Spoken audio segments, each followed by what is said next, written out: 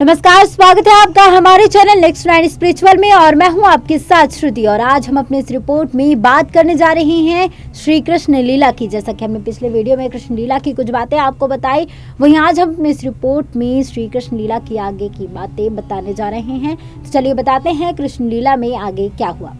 फिर सांदीपनी ऋषि कहते हैं कि आज मैं तुम्हें सूक्ष्म शरीर से यात्रा करने की गुप्त विद्या सिखाऊंगा। सांदीपनी ऋषि श्री कृष्ण और बलराम अपने सूक्ष्म ऋषि से यात्रा करते हैं। आकाश मार्ग से यात्रा करते हुए श्री कृष्ण कहते हैं, गुरुदेव हम कहाँ जा रहे हैं? तब सांदीपनी ऋषि कहते हैं, हिमालय पर्वत पर। बहुत दिनों से श्री बद्रीनारायण के दर्शन नहीं किए हैं, इसलिए सोचा आज उनके दर्शन ही कर लें। बद्रीनाथ पहुंचकर सांदीपनी ऋषि कहते हैं कि यह स्थान बड़े महात्माओं का तपस्थल भी है। यह सबसे पवित्र स्थान है। वहां बद्रीनाथ की मूर्ति के दर्शन करके वह कहते हैं कि यह कई आध्यात्मिक शक्तियों का एक महान केंद्र है। यहाँ सभी महान आत्माएं तपस्यारत हैं, जिन्हें हम इस सूक्ष्म शरीर से भी देख नहीं सकते हैं। उन सभी महान आत्माओं को प्रणाम करो। फिर तीनों प्रणाम करते हैं तो आकाश में नारद मुनि बद्र विशाल की स्तुति गान करने लगते हैं। श्री कृष्ण को मूर्ति में नारायण के दर्शन होते हैं।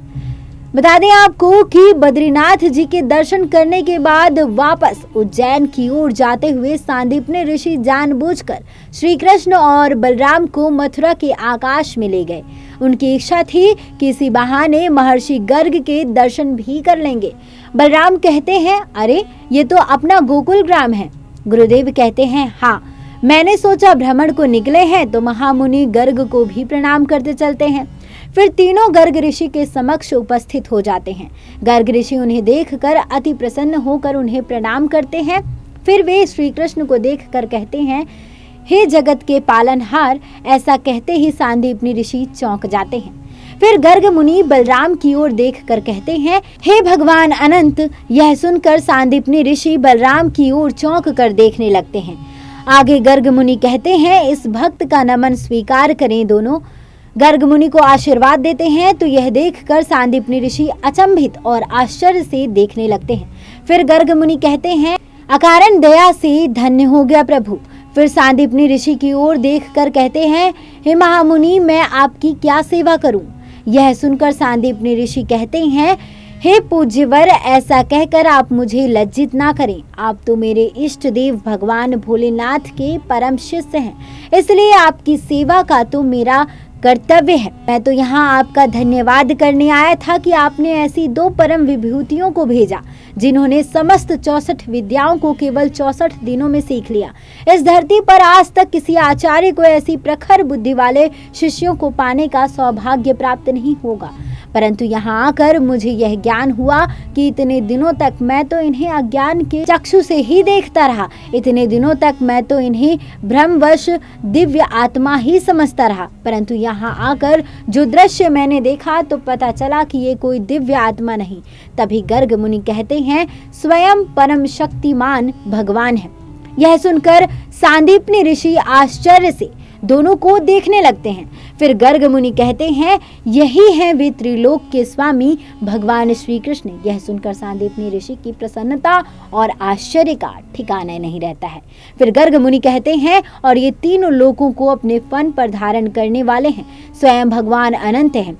यह सुनकर सांदीपनी ऋषि दोनों के समक्ष हाथ जोड़कर खड़े हो जाते हैं। गर्ग मुनि कहते हैं, आप इन्हें पहचान नहीं सके। यह सुनकर सांदीपनी ऋषि कहते हैं कि यह मेरी मंद बुद्धि का ही प्रमाण है कि मैं स्वयं विद्यापति को ही अहंकार वश विद्या सिखाता रहा। तब गर्ग मुनि कहते हैं, नहीं, इसका कारण आपकी मंद बुद्धि नहीं बल्कि इसका कारण स्वयं इन्हीं की माया है। समझते हैं कि आज आप यहाँ अपनी इच्छा से आए हैं। नहीं महामुनि, यह भी इनकी असीम कृपा ही है जो आपके मन में यहाँ आने का संकल्प उन्होंने डाल दिया। फिर सांदीपनी ऋषि भावुक होकर प्रभु से कहते हैं कि इतने दिनों तक अनजाने में मुझसे कोई भूल हो गई हो तो मुझे मूर्ख समझकर क्षमा कर देना प्रभु। यह सुनकर भगवान कृष्ण उन्हें अपने विष्णु रूप का दर्शन कराते हैं। यह देखकर गर्ग मुनि और सांदीपनी ऋषि कृतज्ञ होकर दर्शन करते हैं। फिर प्रभु कहते हैं, तुम्हारी निष्ठा और भगवान शिव में जो तुम्हारी श्रद्धा है उसके प्रभाव से तुम हमारी माया से मुक्त हो जाओगे। परंतु अभी उसमें थोड़ा समय लगेगा, क्योंकि तुम्हारे मन में अभी आकांक्षा शेष है। हमारी माया के प्रभाव से तुम्हें आज का ये दृश्य याद नहीं रहेगा, ताकि तुम एक गुरु की मर्यादा का पालन कर सको।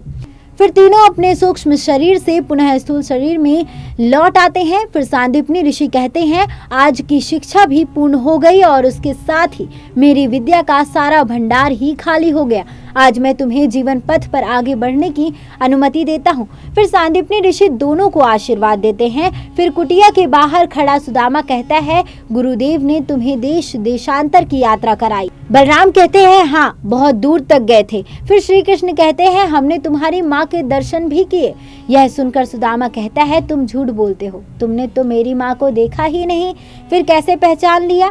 तब श्री कृष्ण कहते हैं, तुमसे उनकी बातें जो सुनी है, उनकी नाक के बाईं ओर एक काला तिल है। सुदामा कहते हैं, हाँ। फिर कृष्ण कहते हैं, उनकी नाक दोनों ओर से छिदी हुई है।